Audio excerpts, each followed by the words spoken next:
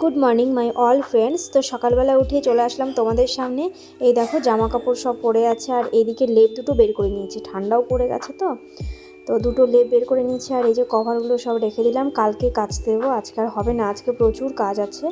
আর আমাদের উঠোনটা তোমাদের দেখাই।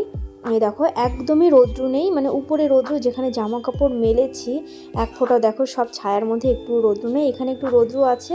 তো এখানে আবার জামা কাপড় মেলার সেরকম ব্যবস্থা নেই। প্রত্যেকবার ঠান্ডাতে কিন্তু এরকম হয়, আমাদের উঠোনে এক ফোঁটা রৌদ্রও লাগে না। তো আমি চলে আসলাম পাশের বাড়ির ছাদে কাপড় মেলতে না, সরি, লেপগুলো মেলে দিতে।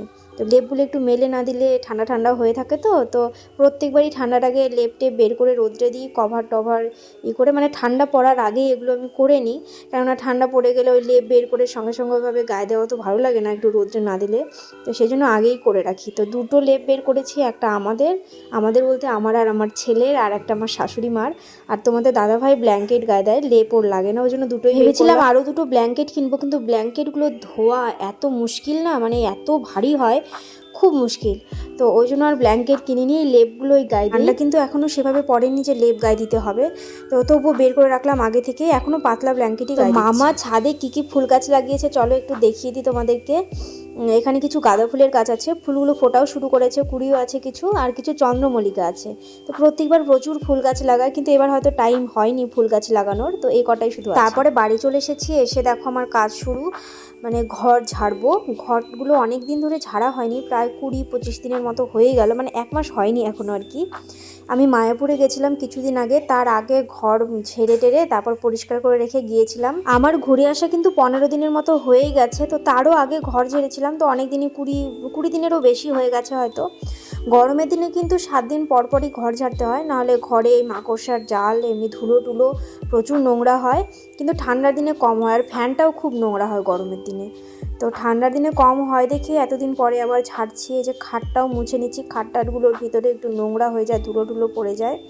তো অনেকেই দেখি ঘর ঝাড়া মানে ওদের কাছে শুধু ঘরের উপরে যে ঝুলটুলগুলো হয়, মানে মাকড়সার জাল, সেগুলো ঝেড়ে নিল, ব্যাস ঘর ঝাড়া হয়ে গেল। কিন্তু আমার ওরকম একদমই ভালো লাগে না। আর আমার ঘর ঝাড়া মানে সারাদিন লেগে যাবে ঘর ঝাড়তে। ঘর ঝাড়বো, এই আলনা শোকেসের উপরে নোংরাগুলো পড়ে, ওগুলো যতক্ষণ না মুছবো, মানে সব কিছু ঘর ঝাড়া মানে ঘরের সব কিছু পরিষ্কার যতক্ষণ না করবো ততক্ষণ আমার ভালো লাগে না। তো এই যে তারপরে চলে এসেছি আলনাটা মুছতে। আলনাটা মুছে নিয়েছি, এই যে শাড়ি টাড়িগুলো সব সরিয়ে সব মুছে নিয়েছি। তো নিচে যে কৌটোগুলো আছে এগুলো এখন মুছে নেব। আর আমার ডাস্টে একটু অ্যালার্জি আছে, তো সেই জন্য আমি নাকটা ঢেকেই কাজ করছি। আর এদিকে দেরিও হয়ে যাচ্ছে, তাড়াহুড়ো করছি, মানে বাবাকে স্নান করানো টাইম হয়ে যাচ্ছে।